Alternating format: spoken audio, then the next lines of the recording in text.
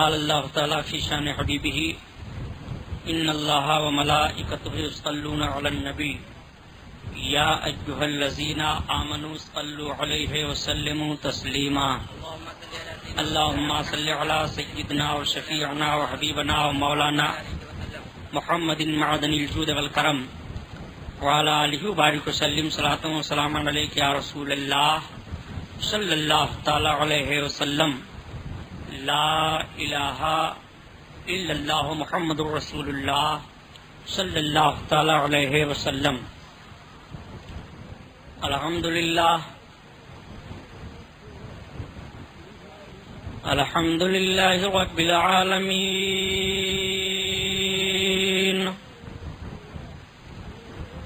والصلاة والسلام على سید المرسلین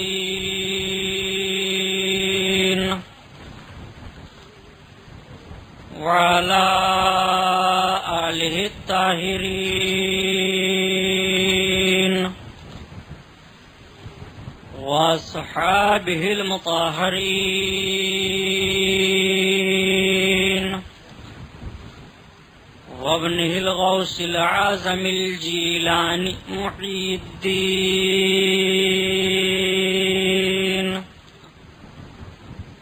واہل بیتہ اجمعین اما بعد اعوذ باللہ من الشیطان الرجیم بسم اللہ الرحمن الرحیم.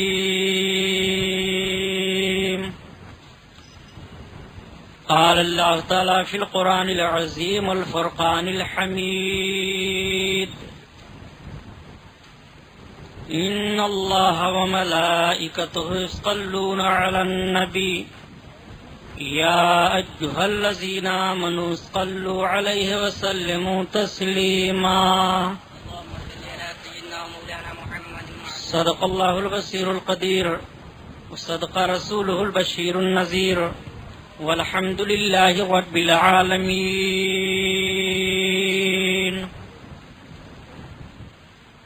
لائق صد احترام علماء اہل سنت، قابل قدر سامعین حضرات، آئیے ہم اور آپ سب سے پہلے اپنے اور ساری کائنات کے مرکز عقیدت حضور رحمت للعالمین شفیع المذنبین رسول گرامی وقار محبوب پروردگار دونوں عالم کے مالک و مختار حضور محمد الرسول اللہ صلی اللہ تعالی علیہ وسلم کے دربار پرانوار میں درود شریف کا نذرانہ پیش فرمائیں. پڑھیے بلند آواز سے. اللہم صلی علی سیدنا مولانا محمد معدن الجود والکرم وعلی آلہ وبارک وسلم صلاۃ و سلام علیک یا رسول اللہ صلی اللہ تعالی علیہ وسلم. پورا مجمع خیر و برکت کے لیے بلند آواز سے اور درود شریف پڑھ لیجیے. اللہم صلی علی سیدنا مولانا محمد معدن الجود والکرم وعلی آلہ وبارک وسلم صلاۃ و سلام علیک یا رسول اللہ صلی اللہ تعالی علیہ وسلم. حضرات، یہ محرم الحرام شریف کا مہینہ ہے. اس مہینے کی فضیلتیں برکتیں وہ سب انشاءاللہ تعالی آپ سنیں گے، سنتے آئے ہیں. میں اتر پردیش سے چل کر کے حاضر آیا ہوں تو آپ کچھ فائدہ اٹھا لیں. حسب معمول نعت پاک رسول صلی اللہ تعالی علیہ وسلم سے بیان کا آغاز ہو، مگر محبت کے درود شریف سنا دیجئے، پھر بات آگے بڑھ جائے. صلی اللہ علی نبی والہ صلی اللہ تعالی علیہ وسلم. صلاۃ و سلام علیک یا حبیب اللہ صلی اللہ تعالی علیہ وسلم. طبیعت غم میں گھبرائے تو طیبہ یاد کر لینا. طبیعت غم میں گھبرائے تو طیبہ یاد کر لینا. طبیعت غم میں گھبرائے تو طیبہ یاد کر لینا.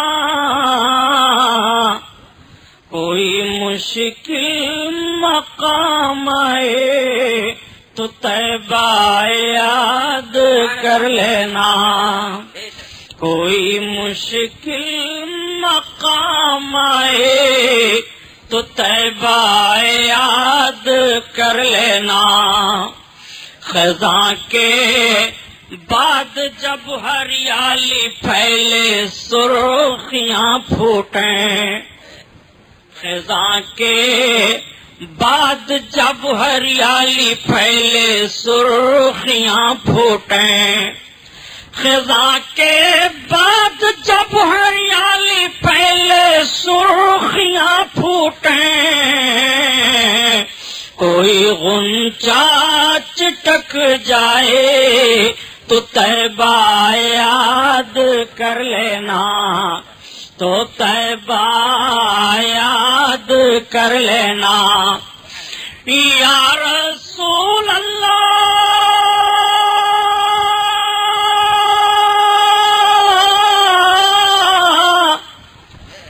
زمیں پیاسی ہو جھول سے جا رہے ہوں کھیت کے پودے، زمیں پیاسی ہو جھول سے جا رہے ہوں کھیت کے پودے، اگر پانی برس جائے تو طیبہ یاد کر لینا، تو طیبہ یاد کر لینا، کوئی مشکل مقام آئے تو طیبہ یاد کر لینا، تو طیبہ یاد کر لینا۔ درود شریف اللہم صلی علی سیدنا مولانا محمد معدن الجود والکرم وعلی آلہ وبارک وسلم، صلاۃ و سلام علیک یا رسول اللہ صلی اللہ تعالی علیہ وسلم کی شان سے حسان بولے، فدائے حامل قرآن بولے، غلامی موتی ایمان بولے، وہ نکتہ رس دقیقہ دان بولے، ادب کا مطلع تابان بولے، وَأَحْسَنُ مِنْكَ لَمْ تَرَقَّتُ عَيْنِي وَأَجْمَلُ مِنْكَ لَمْ تَلِدِ النِّسَاءُ خُلِقْتَ مُبَرَّأً مِنْ كُلِّ عَيْبٍ كَأَنَّكَ قَدْ خُلِقْتَ كَمَا تَشَاءُ۔ ہزار بار بسویم دہن ز مشکو گلاب، ہنوز نام تو گفتن کمال بے ادبیش۔ حضرات، آج پہلا بیان ہے اور میں نے اپنے بیان کا عنوان جو منتخب کیا ہے وہ درود شریف کی فضیلت، آقائے کریم صلی اللہ تعالی علیہ وسلم کی عظمت کے تعلق سے رب تعالیٰ نے قرآن عظیم میں ارشاد فرمایا، ان اللہ و ملائکتہ یصلون علی النبی۔ آپ اس کا بہت سیدھا سادہ ترجمہ سماعت فرمائیں۔ آج عربی زبان کے جاننے والے جو لوگ ہیں انہیں سمجھانے کی ضرورت نہیں ہے، لیکن جو صرف اردو پڑھے لکھے ہیں عربی زبان کا ترجمہ ان کو ان کی زبان میں چاہیے۔ ایک سوال پیدا ہوتا ہے کہ ساری کائنات کو رب تعالیٰ نے پیدا فرمایا، اس نے ساری کائنات کو وجود بخشا، شجر و حجر، خشک و تر، زمین و آسمان، انسان و جنات، ساری دنیا کی ساری چیزوں کا خالق و مالک رب تعالیٰ ہے، اس نے پیدا فرمایا، ساری چیزیں پیدا ہوئیں اور قیامت تک ہوتی رہیں گی۔ رب تعالیٰ کے تعلق سے اگر ایک سوال کیا جائے، آپ کے ذہن میں یہ بات آئے کہ اس وقت رب تعالیٰ کیا کر رہا ہے، رب تعالیٰ کا وجود ہم مانتے ہیں، اگر رب تعالیٰ کے وجود سے کوئی انکار کرے تو کافر ہو جائے گا۔ نبی کونین صلی اللہ تعالیٰ علیہ وسلم کی عظمت بھی ملاحظہ فرمائیے اور اپنے رب کی سبوحیت و قدوسیت ملاحظہ فرماتے چلیے۔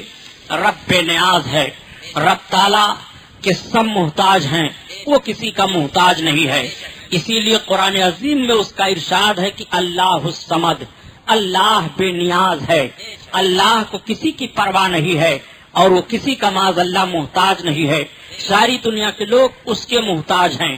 سوال پیدا ہوتا ہے کہ رب تعالیٰ اس وقت کیا کر رہا ہے؟ جب یہ سوال قرآن سے کیا جائے تو قرآن نشاندہی فرماتا ہے اور رب کا فرمان قرآن میں آیا ہے، رب کا ارشاد ہے ان اللہ و ملائکتہ یصلون علی النبی، بے شک اللہ اور اللہ کے فرشتے نبی پر درود بھیجتے ہیں۔ آپ سے کہا جاتا ہے کہ درود پڑھو، آپ سنتے بھی ہو درود شریف کے فضائل، آپ اپنے گھروں میں رہتے ہو تو ایک دوسرے سے بھی بات چیت کرتے ہو کہ درود شریف کی بڑی فضیلتیں ہیں، لیکن ایک سوال ہوتا ہے، اگر آپ سے سوال کر دیا جائے کہ درود شریف کا مطلب کیا ہوتا ہے، درود کسے کہتے ہیں، تو ایک انسان سوچنے پر مجبور ہو جائے گا۔ مسلمان کہے گا کہ درود شریف کے کچھ عربی الفاظ ہیں جو ہم اپنے نبی کونین صلی اللہ تعالی علیہ وسلم کی شان میں کہتے ہیں اپنی زبان سے، لیکن میرے دوست یہ تو آپ کے سمجھنے کی بات آئی۔ اب آپ کو میں عرض کرتا ہوں کہ درود شریف کسے کہتے ہیں۔ درود شریف نبی کونین صلی اللہ تعالی علیہ وسلم کی عظمت کے اقرار کے تعلق سے جو جملے ادا کیے جاتے ہیں رب کی بارگاہ میں، اس کو درود شریف کہتے ہیں۔ مثلا آپ سمجھو کہ قرآن عظیم کی آیت کریمہ ہے، ان اللہ و ملائکتہ یصلون علی النبی، بے شک اللہ اور اللہ کے فرشتے نبی پر درود بھیجتے ہیں۔ تو رب کے درود بھیجنے کا مطلب کیا ہوتا ہے؟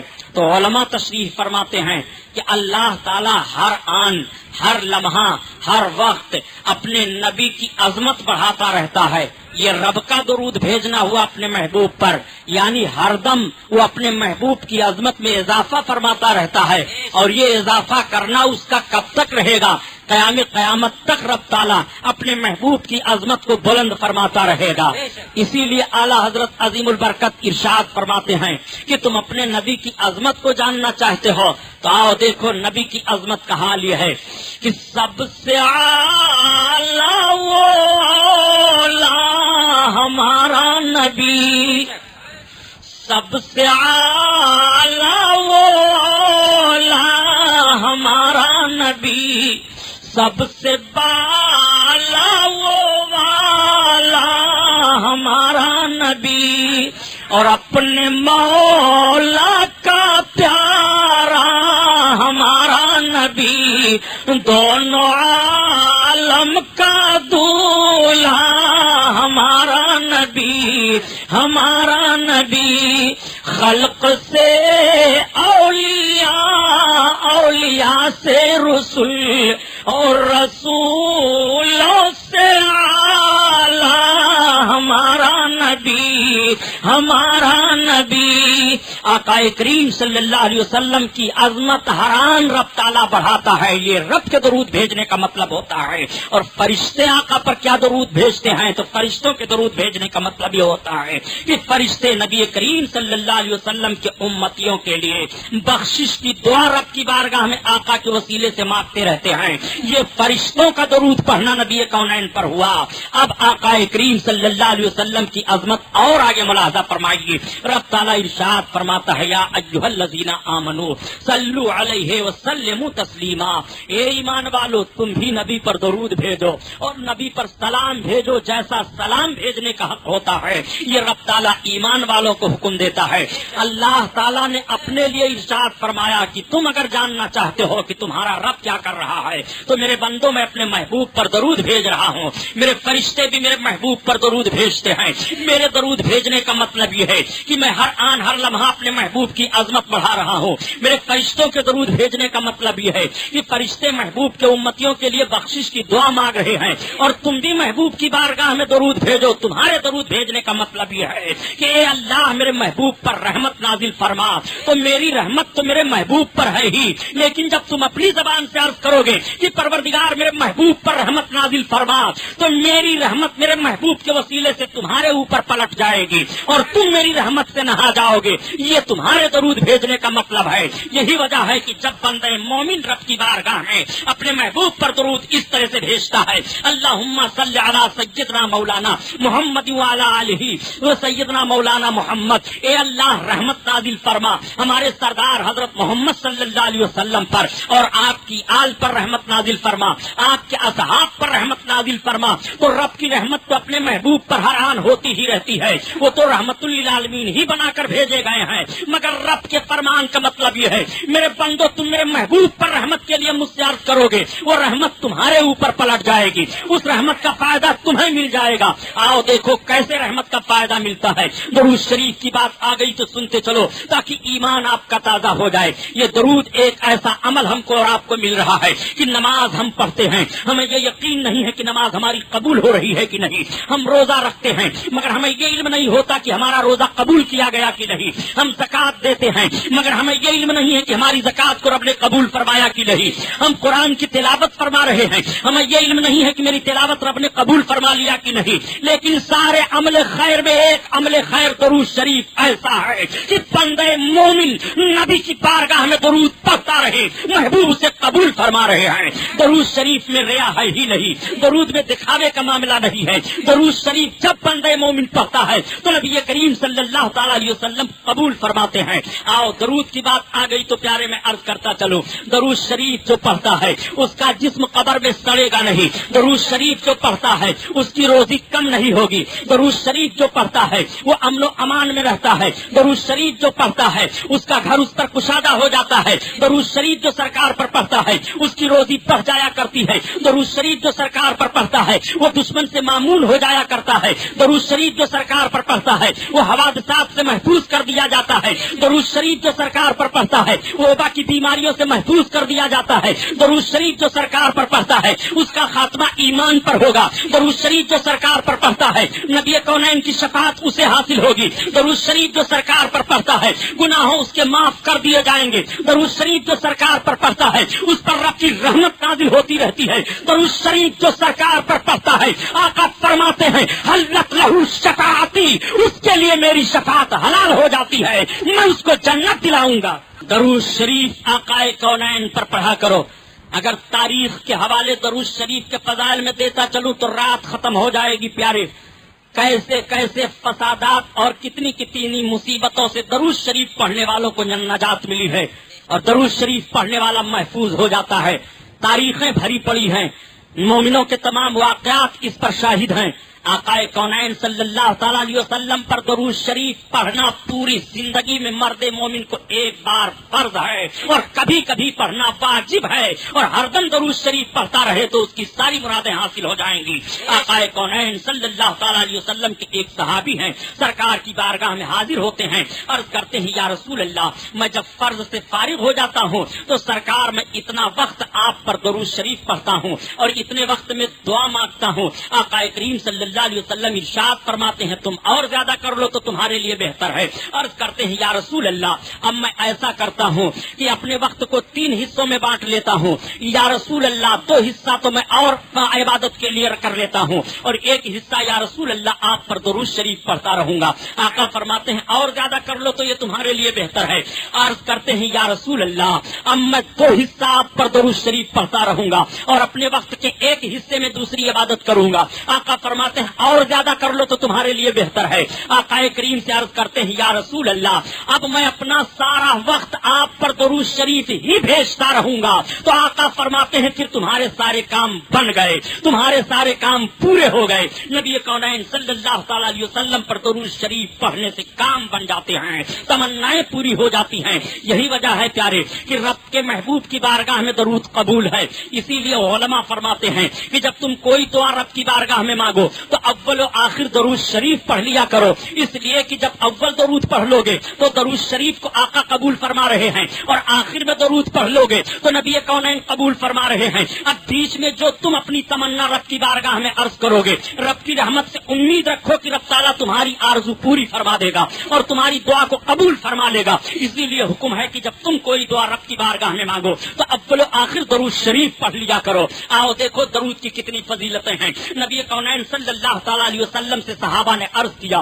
یا رسول اللہ ہم آپ پر آپ کے سامنے درود شریف پڑھتے ہیں, آپ کے پیچھے ہم درود شریف پڑھتے ہیں, سرکار آپ سے ہم غائب رہتے ہیں تو درود شریف آپ پر پڑھتے ہیں. آقا ارشاد فرماتے ہیں میرے صحابہ سنو اسمعوا صلاۃ اہل محبتی, میں محبت سے درود پڑھنے والوں کے درود کو سنتا ہوں. آقا ارشاد فرماتے ہیں وہ عارفہم, اور ان سب کو میں پہچانتا ہوں. نبی کونین صلی اللہ تعالی علیہ وسلم نے کس طرح سے وضاحت کے ساتھ بیان فرما دیا کہ میں درود شریف پڑھنے والوں کے درود کو سنتا ہوں اور میں ان سب کو پہچانتا ہوں. اب آپ سے میں پوچھنا چاہتا ہوں کہ پڑھے لکھے لوگوں سے سوال کرو, مطالبہ کرو, کسی بھی مکتب فکر کے مولوی سے یہ سوال کرو کہ نبی کونین کا یہ فرمان کب تک کے لیے ہے؟ کیا جب سرکار صلی اللہ علیہ وسلم حیات ظاہری سے تھے تب تک کے لیے ہے کہ سرکار جب وہ سال فرما گئے تب تک کے لیے ہے تو خدا کی قسم پوری بحث کتاب میں یہ آئی ہے کہ صحابہ نے عرض کیا تھا یا رسول اللہ ہم آپ کے سامنے آپ پر درود پڑھ رہے ہیں، آپ سن رہے ہو، اور جب آپ اس دنیا سے تشریف لے جاؤ گے تب آپ کا حال کیا ہوگا؟ تو اس موقع پر نبی نے ارشاد فرمایا تھا کہ اسمعوا صلاۃ اہل محبتی وعارفہم، جو مجھ پر محبت سے درود بھیجتا ہے میں ان کے درود کو سنتا ہوں، بھیجنے والوں کو پہچانتا ہوں اور پہچانتا رہوں گا۔ نعرہ رسالت، جشن شہیدان کربلا، سبحان اللہ۔ آپ ذرا غور فرمائیے، آقا کریم صلی اللہ تعالی علیہ وسلم نے ارشاد فرمایا میں ان سب درود پڑھنے والوں کو پہچانتا ہوں۔ اسی لیے علماء بیان فرماتے ہیں کہ جب آقا پر درود شریف پڑھنے کا عام معاملہ ہو تو اپنے دل میں کاہلی نہ محسوس کرو، اپنی زبان پر کاہلی کا احساس نہ کرو۔ جو اپنی زبان پر نبی کونین کے درود شریف پڑھنے کے تعلق سے کاہلی کا احساس کرے تو اندیشہ ہوتا ہے کہ اس کا خاتمہ ایمان پر نہیں ہوگا، اس لیے کہ نبی کونین پر درود شریف پڑھنے سے اپنے آپ کو کاہل محسوس کرتا ہے اور اپنی زبان پر تھکن محسوس کرتا ہے۔ جب نبی کونین پر درود شریف کا معاملہ ہو تو اپنے دل کو سرکار کی طرف لو لگا کر کے نبی کونین پر درود شریف پڑھ لیا کرو۔ اس درود کو آقا ارشاد فرماتے ہیں میں خود سنتا ہوں اور درود پڑھنے والوں کو میں پہچانتا ہوں۔ آقا کریم صلی اللہ علیہ وسلم کی ایک حدیث شریف اور ہے، آقا فرماتے ہیں کہ اللہ تعالیٰ نے تمام فرشتوں کو پیدا فرمایا اور ایک فرشتہ کو پیدا فرمایا جس فرشتہ کا نام ہے سلسائیل۔ اس فرشتہ کی یہ ڈیوٹی ہے کہ وہ نبی کونین صلی اللہ علیہ وسلم کے روضے مقدس پر حاضر رہتا ہے، اور اس فرشتے کو اللہ نے سننے کی اتنی طاقت عطا فرمائی ہے کہ مشرق سے مغرب تک اور مغرب سے مشرق تک اور شمال سے جنوب تک اور جنوب سے شمال تک جو جس کونے میں دنیا کے آقا پر درود شریف پڑھتا ہے وہ فرشتہ سارے لوگوں کے درود کو سنتا ہے اور نور کے کاغذ پر نور کے قلم سے نوٹ کر لیتا ہے اور آقا کی بارگاہ میں پیش کرتا ہے، یا رسول اللہ یہ فلاں ابن فلاں نے آپ پر درود پڑھا ہے، یا رسول اللہ فلاں ابن فلاں نے آپ پر درود بھیجا ہے۔ نبی کونین صلی اللہ تعالی علیہ وسلم اس کو محفوظ فرما لیتے ہیں۔ اب یہیں پر ایک سوال پیدا ہوتا ہے کہ جس فرشتے کی دربانی آقا کریم کے روضے مقدس پر متعین ہے اللہ نے اس کو سننے کی اتنی طاقت عطا فرمائی ہے کہ مشرق میں اگر کوئی سرکار پر درود پڑھے تو فرشتہ سنتا ہے، مغرب میں پڑھے تو فرشتہ سنتا ہے، شمال میں پڑھے تو فرشتہ سنتا ہے، جنوب میں پڑھے تو فرشتہ سنتا ہے۔ جب رسول کے روضے انور پر رہنے والے فرشتے کے سننے کی یہ طاقت ہے تو رسول اللہ کے سننے کی طاقت کیا ہوگی؟ اسی لیے اعلیٰ حضرت عظیم البرکت فرماتے ہیں کہ دور و نزدیک کے سننے والے وہ کان، دور و نزدیک کے سننے والے وہ کان، اور کان لال کرامت کے لاکھوں سلام، لاکھوں سلام۔ اب آپ ذرا غور فرمائیے، جس فرشتہ کی ڈیوٹی روضے رسول اللہ پر ہے اس کو سننے کی یہ طاقت ہو گئی ہے، لیکن ایک سوال پیدا ہوتا ہے کہ سبحانی صاحب فرشتے کی ڈیوٹی کیوں متعین کی گئی؟ اگر نبی کونین صلی اللہ تعالیٰ علیہ وسلم ہم سب کے درود کو سنتے ہیں تو آخر فرشتے کی ڈیوٹی کیوں متعین کی گئی؟ تو علماء بیان فرماتے ہیں اس کی وجہ یہ ہے کہ آقا نے خود ارشاد فرما دیا جو محبت سے مجھ پر درود پڑھتا ہے میں اس کے درود کو قبول فرماتا ہوں، سنتا ہوں، مطلب میں خود توجہ فرماتا ہوں، اور جو غیر محبت سے یوں ہی پڑھا کرتا ہے تو فرشتہ لے کر کے عرض کرتا ہے یا رسول اللہ فلاں نے بھی آپ پر درود پڑھا ہے، اس کی طرف بھی توجہ کر دیجئے، اس کی بھی توجہ کر دیجئے، یا رسول اللہ اس کے بھی درود کو قبول فرما لیجئے۔ غیر محبت سے لاپرواہی اور کسالت سے تو درود پڑھتا ہے، فرشتہ اس کی طرف آقا کریم کی توجہ دلاتا ہے، یا رسول اللہ اس نے بھی آپ پر درود پڑھا ہے۔ اچھا، اب فرشتے نے جو درود پیش کر دیا آقا کی بارگاہ میں اور سرکار نے اسے قبول فرما لیا، کل قیامت کے دن جب آپ کا عمل تولا جائے گا میزان میں نبی کونین صلی اللہ تعالی علیہ وسلم کا فرمان ہے وہی درود شریف کا ٹکڑا اس امتی کے عمل نامہ میں رکھ دیا جائے گا تو رب تعالیٰ اپنے فضل و کرم سے اپنے محبوب پر درود پڑھنے کی برکت سے اس کی خطاؤں کو معاف کر کے اس کی خطاؤں کو نیکیوں میں بدل دے گا اور اس کے نیکی کا پلہ بھاری ہو جائے گا۔ آقا فرماتے ہیں پھر وہ جنت میں داخل کر دیا جائے گا۔ آئیے آپ ذرا دیکھیے نبی کونین صلی اللہ علیہ وسلم پر اور کتنے فرشتوں کی ڈیوٹی ہے روضہ رسول اللہ صلی اللہ علیہ وسلم پر۔ حدیث شریف میں ہے کہ آقا صلی اللہ تعالی علیہ وسلم کی بارگاہ میں 70,000 فرشتوں کی ڈیوٹی صرف درود و سلام پڑھنے کی رہتی ہے.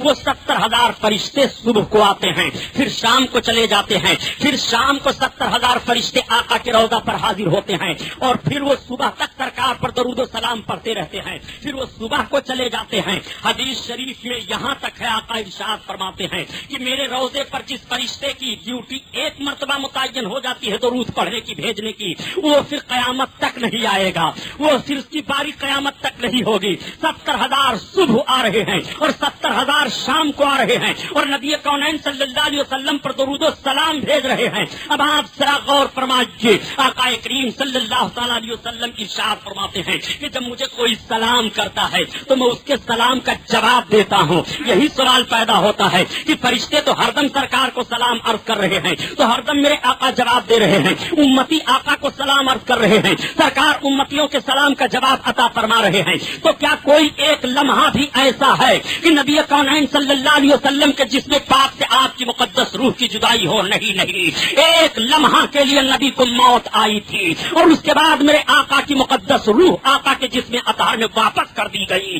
نبی کونین صلی اللہ تعالی علیہ وسلم جیسے حیات ظاہری میں تھے دنیا میں، ایسے میرے سرکار اپنے جسم پاک کے ساتھ اپنی قبر انور میں بھی تشریف فرما ہے. حوالہ دوں، حوالہ نوٹ کرو، اگر حوالے کا ایک تاریخ بھی غلط ثابت ہو تو جو چور کی سزا وہ ہماری، اور حوالہ صحیح کہوں تو اس کو قبول کر لو پیارے، اپنے ایمان کو برباد نہ کرو. تبلیغی نصاب کتاب ہے، تبلیغی نصاب ہمارے گھر کی کتاب نہیں ہے بلکہ مولوی زکریا صاحب کی لکھی ہوئی وہ کتاب ہے.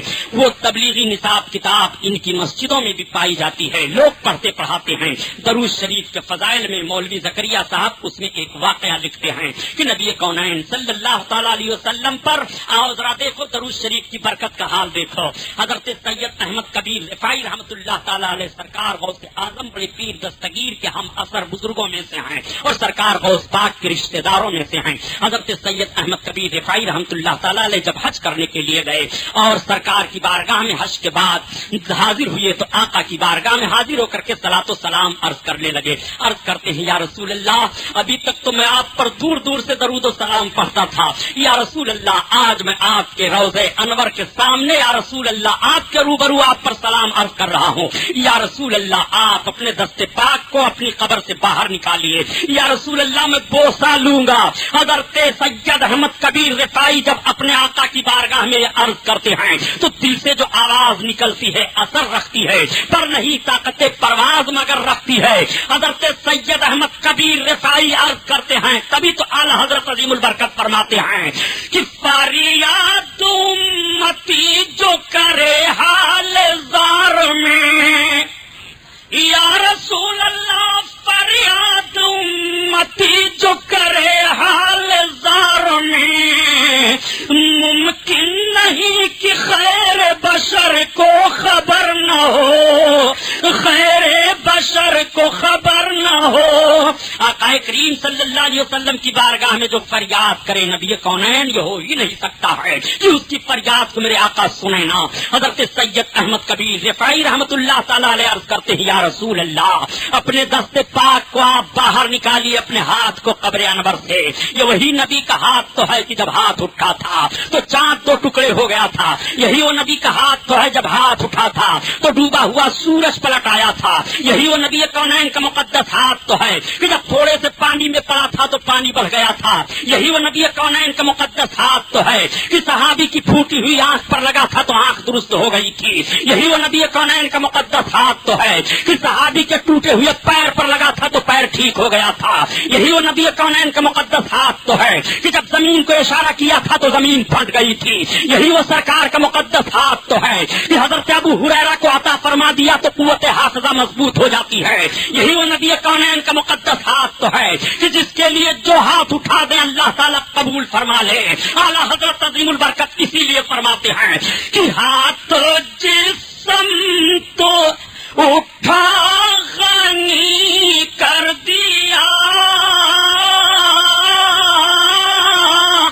موج بہار سماحت پہ لاکھوں سلام، لاکھوں سلام. حضرت سید احمد کبیر کبیر رفاعی عرض کرتے ہیں یا رسول اللہ اپنے دست پاک کو آپ باہر کیجئے. جیسے عرض کرتے ہیں اللہ کے حبیب نے کرم فرمایا, سرکار نے نواز دیا حضرت سید احمد کبیر رفاعی کو, فوراً قبر انور سے سرکار کا دست پاک باہر آ جاتا ہے. حضرت سید احمد کبیر رفاعی بوسہ لیتے ہیں. اس وقت مدینہ طیبہ میں 90,000 کا مجمع تھا جنہوں نے اپنے نبی کا یہ معجزہ اپنی کھلی آنکھوں سے دیکھا تھا. اسی لیے بریلی کے تاجدار امام احمد رضا پکار اٹھتے ہیں یا رسول اللہ تو زندہ ہے واللہ, تو زندہ ہے واللہ, میرے چشم عالم سے چھپ جانے والے,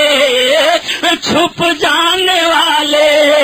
اللہ اللہ. اب آپ ذرا ملاحظہ فرمائیے, بات آ گئی تھی درود شریف کی کہ نبی کون ہیں صلی اللہ تعالیٰ علیہ وسلم محبت سے درود پڑھنے والوں کے درود کو میرے سرکار سنتے ہیں. آقا ارشاد فرماتے ہیں کہ اگر کوئی مجھ پر ایک بار درود شریف پڑھتا ہے تو اللہ تعالیٰ اس پر 10 رحمتیں نازل فرماتا ہے. مسلمانوں غور کرو, جس پر اللہ کی ایک رحمت ہو جائے وہ کتنا خوش نصیب ہے. اور آقا اپنے اوپر درود شریف پڑھنے پر 10 رحمتوں کی ضمانت عطا فرما رہے ہیں. پھر میرے آقا نے ایک دوسرے موقع پر ارشاد فرمایا کہ جو مجھ پر ایک بار درود شریف پڑھتا ہے اللہ اس پر 70 رحمتیں نازل فرماتا ہے. پھر میرے آقا نے ایک موقع پر ارشاد فرمایا جو مجھ پر ایک بار درود شریف پڑھتا ہے اللہ اس پر 100 رحمتیں نازل فرماتا ہے. پھر میرے آقا نے ارشاد فرمایا جو مجھ پر ایک بار درود شریف پڑھتا ہے اللہ تعالیٰ اس پر 1000 رحمتیں نازل فرماتا ہے. پھر میرے آقا ارشاد فرماتے ہیں جو مجھ پر درود پڑھتا ہے اللہ تعالیٰ اس کو جنتیوں میں تحریر فرما دیتا ہے, اس کا نام جنتیوں میں ہو جاتا ہے, اللہ تعالیٰ اس کو جنت عطا فرمائے گا. نبی کونین صلی اللہ تعالیٰ علیہ وسلم نے درود شریف کے تعلق سے بہت ساری باتوں کو میرے آقا نے ارشاد فرمایا.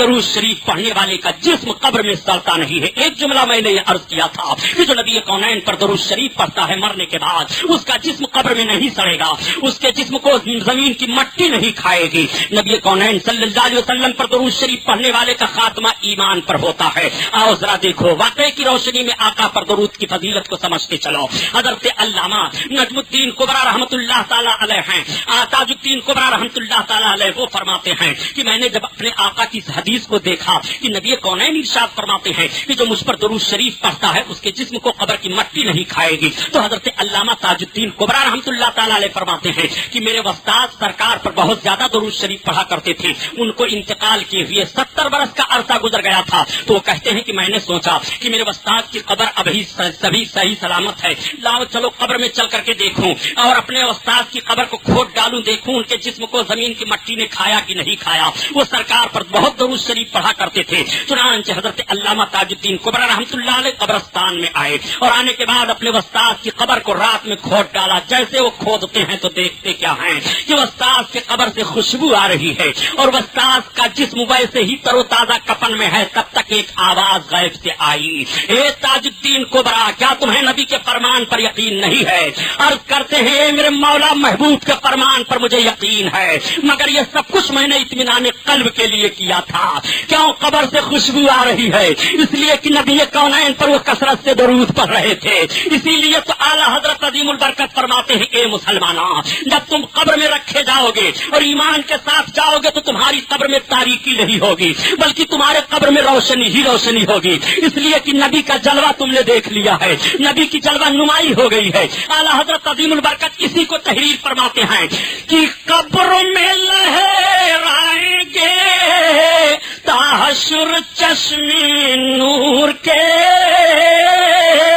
اور جلوہ فرما ہوگی جب طلعت رسول اللہ کی, جلوہ فرما ہوگی جب طلعت رسول اللہ کی. اللہ اللہ. اور مرد مومن سن لے, اگر ایمان کے ساتھ اس دنیا سے گئے ہو تو تمہارے قبر میں روشنی ہی نہیں ہوگی بلکہ نکیرین تمہاری تعظیم کریں گے. منکر نکیر جو تمہیں سوال کرنے کے لیے تشریف لائیں گے اور تمہیں جواب دینا پڑے گا. عاشق رسول کا حال یہ ہوتا ہے. قبر انور میں اعلیٰ حضرت عظیم البرکت اسی کو بیان فرماتے ہیں کہ نکیرین کرتے ہیں تعظیم میری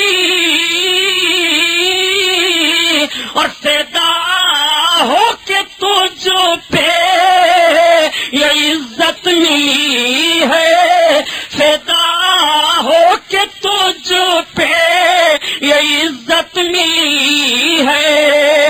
آقا کریم صلی اللہ علیہ وسلم پر کثرت سے درود شریف پڑھنے والے کے جسم کو قبر کی مٹی کھاتی نہیں ہے. آؤ ذرا دیکھو، جو سرکار پر درود شریف کثرت سے پڑھتا رہتا ہے اللہ تعالیٰ اس کی زبان میں اثر عطا فرما دیتا ہے اور اس کی روزی کو رب تعالیٰ بڑھا دیتا ہے. نبی کونین صلی اللہ تعالیٰ علیہ وسلم پر درود کے فضائل میں یہ بیان کیا گیا ہے. ایک بڑی مشہور کتاب ہے جس کا نام دلائل الخیرات شریف ہے.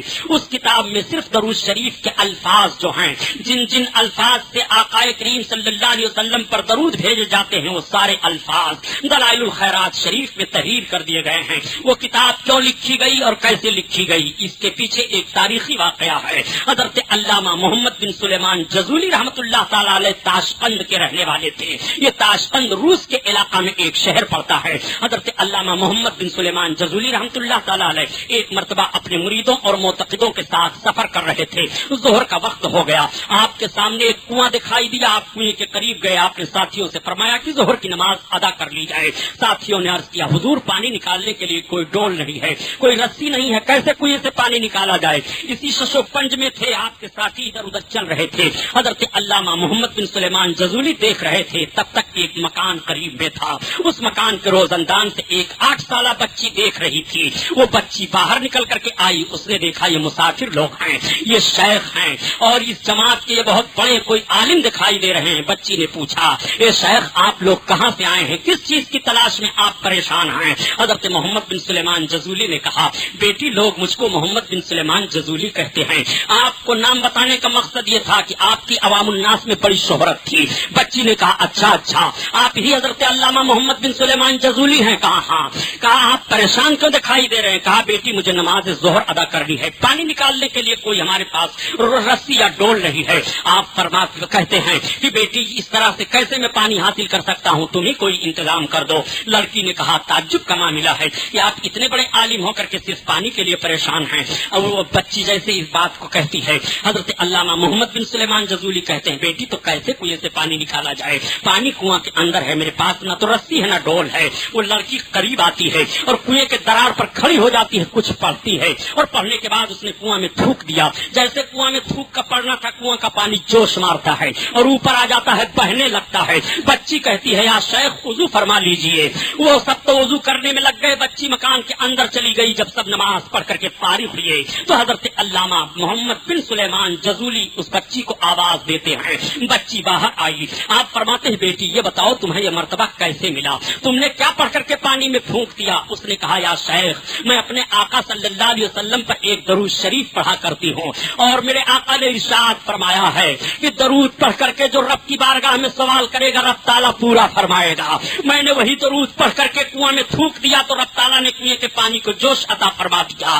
آپ فرماتے ہیں بیٹی وہ درود شریف کے الفاظ کیا ہیں بتا دو. بچی نے کہا یا شیخ میں نہیں بتاؤں گی، آپ جتنے درود شریف کے الفاظ جانتے ہوں وہ سب آپ لکھ ڈالیے. حضرت محمد بن سلیمان جزولی تمام الفاظ جو ان کو یاد تھے کتابوں کے ذریعہ سے وہ لکھ ڈالتے ہیں. فرماتے ہیں بیٹی یہ بتاؤ یہ جو میں نے سارے سیغے لکھے ہیں درود شریف کے، کیا جو تم درود پڑھتی ہو اس میں آ گیا. بچی نے کہا نہیں. پھر حضرت محمد بن سلیمان جزولی نے دوبارہ لکھا اور لکھنے کے بعد کہا بیٹی اب بتاؤ جو درود شریف تم پڑھتی ہو جن سیغوں سے وہ الفاظ اس میں آئے. بچی نے کہا نہیں. تیسری بار آپ نے پھر لکھا، چھان بین کر کے آپ نے ارشاد فرمایا بیٹی اب بتاؤ وہ درود شریف کے الفاظ اس میں آئے. تو بچی نے کہا ہاں. یا شیخ وہ الفاظ تو آ گئے ہیں، میں ان الفاظ کی نشاندہی نہیں کروں گی اس لیے کہ آقا کریم پر تاکہ لوگ تمام سیغوں سے درود شریف بھیجتے رہیں. اگر میں الفاظ کی نشاندہی کر دیتی ہوں تو اسی الفاظ کو لوگ اپنا لیں گے. حضرت محمد بن سلیمان جزولی نے اس کتاب کا نام رکھا ہے دلائل الخیرات شریف. بزرگان دین ارشاد فرماتے ہیں کہ دلائل الخیرات شریف جس گھر میں ہو اس گھر میں آگ نہیں لگ سکتی ہے. دلائل الخیرات شریف جس دکان میں ہو اس دکان میں آگ نہیں لگے گی. دلائل الخیرات شریف جس کے گھر میں ہو اس گھر میں مفلسی نہیں آ سکتی ہے. درود شریف کی وہ کتاب جس گھر میں ہو اوبا کی بیماریاں نہیں آ سکتی ہیں. درود شریف کی وہ کتاب جس گھر میں ہو اجنہ چھوڑ کر کے بھاگ جاتے ہیں. درود شریف کی وہ کتاب جس گھر میں ہو وہ گھر خیر و برکت کی آماج گاہ بن جایا کرتا ہے. میں عرض کرتا ہوں آپ ذرا غور فرمائیے، یہ کل کی 8 سالہ بچی ہے جس نے نبی کونین صلی اللہ تعالی علیہ وسلم وسلم پر درود شریف پڑھ کر کے اس طرح سے مقام و مرتبہ حاصل کر لیا ہے. یہ کل کی 8 سالہ بچی ہے جس نے نبی کونین پر درود شریف پڑھنے کی عادت ڈال دی ہے تو رب تعالیٰ نے اس کی زبان میں اثر عطا فرما دیا ہے. یہ کل کی 8 سالہ بچی ہے جس نے نبی کونین پر درود شریف پڑھنے کی عادت ڈال لی ہے تو وقت کے شیخ حضرت محمد بن سلیمان جزولی کو بھی اس کے دروازے پر دستک دینی پڑتی ہے اور اس بچی کا احترام کر رہے ہیں. کل کی 8 سالہ بچیوں کی زندگی کا نقشہ آپ سامنے رکھا ہے اور آج کی 8 سالہ بچیوں کی زندگی کا نقشہ آپ سامنے رکھا ہے تو آپ تعجب میں پڑ جائیں گے. آؤ بہار کا ایک واقعہ میں آپ سے بتاتا چلوں. ایک مرتبہ بہار میں ایک فساد پھوٹ پڑا. اس فساد میں بلوائیوں نے ایک حاجی صاحب تھے ان کے مکان پر حملہ کر دیا. سارے لوگ حاجی صاحب کے مکان پر چلے گئے مگر ایک بیوہ عورت تھی جس کے صرف 2 بچیاں تھیں. ان دونوں بچیوں کو لے کر کے وہ بیوہ عورت اپنے مکان کے چھت پر چڑھ گئی اور ان لوگوں کے ہاتھ میں جو کچھ ڈھیلے اور جو کچھ پتھر آئے اپنے ہاتھ میں لے لیا.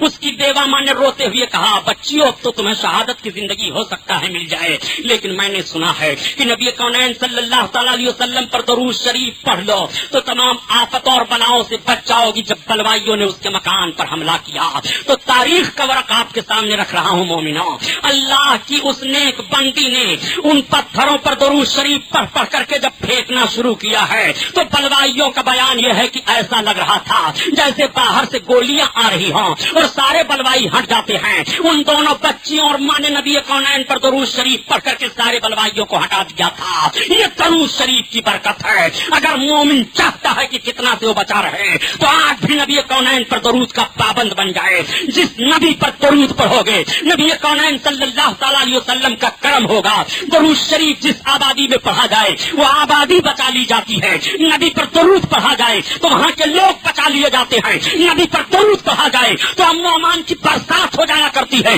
نبی پر درود پڑھا جائے تو دشمن مرعوب ہو جایا کرتے ہیں. آؤ ذرا نبی کونین صلی اللہ تعالیٰ علیہ وسلم پر درود کی بات آ گئی ہے تو آخری بات عرض کرتا چلوں. نبی کونین صلی اللہ تعالیٰ علیہ وسلم پر درود کے فضائل کیسے کیسے ہیں.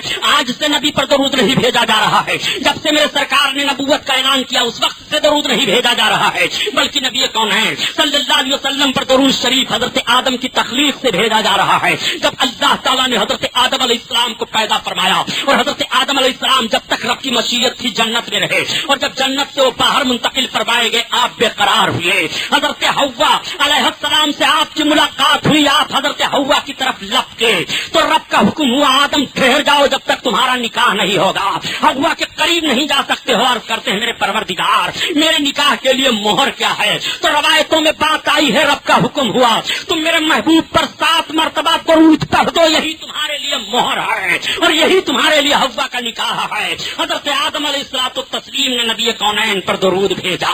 نبی کونین پر آج سے درود نہیں بھیجا جا رہا ہے فرشتے درود بھیج رہے ہیں. نبی کونین صلی اللہ تعالیٰ علیہ وسلم پر درودوں کی برسات ہو رہی ہے.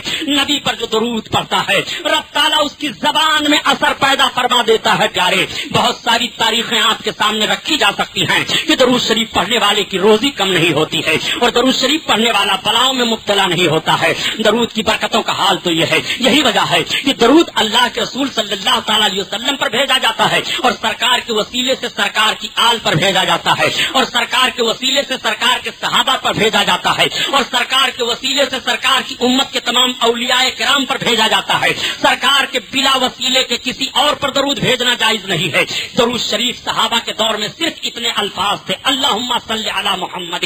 اس کے بعد پھر درود شریف کے الفاظ آگے بڑھے وہ اعلیٰ آل محمد اور محمد کی آل پر درود نازل ہو. سرکار کی آل پر کب سے درود بھیجا جانے لگا جب نبی کونین صلی اللہ تعالیٰ علیہ وسلم کے داماد حضرت مولا کائنات امام حسنین کریمین کے والد گرامی حضرت علی کرم اللہ وجہ الکریم رضی اللہ تعالیٰ عنہ کے دشمن خارجی پیدا ہو گئے اور جب خارجیوں نے توہین کرنا شروع کر دیا تو درود شریف کے الفاظ بڑھا دیے گئے کہ اب تم نبی پر درود پڑھ رہے ہو تو صحابہ پر درود بھیجو اور صحابہ کے بعد آل پر درود بھیجو تاکہ خارجی اس سے الگ ہو جائیں. اور آل پر درود جب بھیجا جانے لگا تو خارجی الگ ہو گئے. ایک بات میں عرض کرتا ہوں آپ ذرا قبول فرمائیے. آج پوری دنیا میں بتاؤ درود شریف کے الفاظ یہاں کی نہیں اللہم صلی علی سیدنا مولانا محمد وعلی آل سیدنا مولانا محمد. اے اللہ ہمارے سرکار محمد پر رحمت نازل فرما اور آپ کی آل پر رحمت نازل فرما.